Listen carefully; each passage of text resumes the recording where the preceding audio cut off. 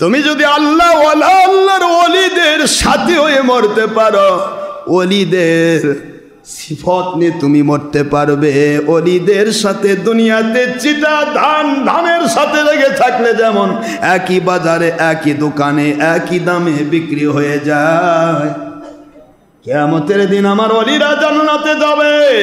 আমি ডাক দিব, রে ওলি, আমি তো বলেছি আল মারউ মাআ মান আহাব্বা, পৃথিবীতে যার সাথে যার আল্লাহর জন্য ভালোবাসা হয়, মহব্বত হয়, তার সাথে তার হাসর হবে। আপনার সাথে যে মানুষগুলি আমি আল্লাহ পাওয়ার জন্য ঘুরত, ওরা জাহান্নামের কাতারে দাঁড়িয়ে আছে। আমাকে পাওয়ার জন্য ঘুরত, কিন্তু আমল ভালো করতে পারে নাই, গুনাহ করেছে, ওদের অনেক অন্যায় হয়ে গেছে। ও আমার ওলি, আমার নবীজির বুখারীর হাদিস দিয়ে আমি প্রমাণ দিয়েছি, যার সাথে যার আল্লাহর জন্য ভালোবাসা, তার সাথে তার হাসর হবে। জাহান্নামের কাতারে যারা দাঁড়িয়ে আছে, এখনো জাহান্নামে ঢুকে নাই, আপনি চলে যান, ওদেরকে আপনার সাথে ধরে ধরে জান্নাতে ঢুকিয়ে নেয়।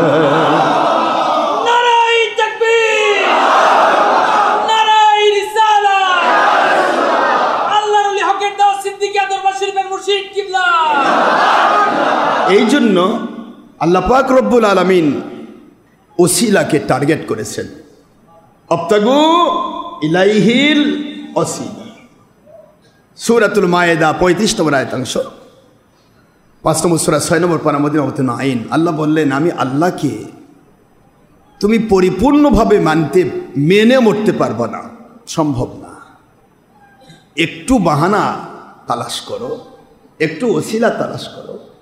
কিয়ামতের দিন আমি এমনও বলতে পারি, কোনোদিন কি কোনো ওলির সাথে, কোনোদিন কি কোনো ওলির দরবারে বসার সুযোগ হয়েছিল?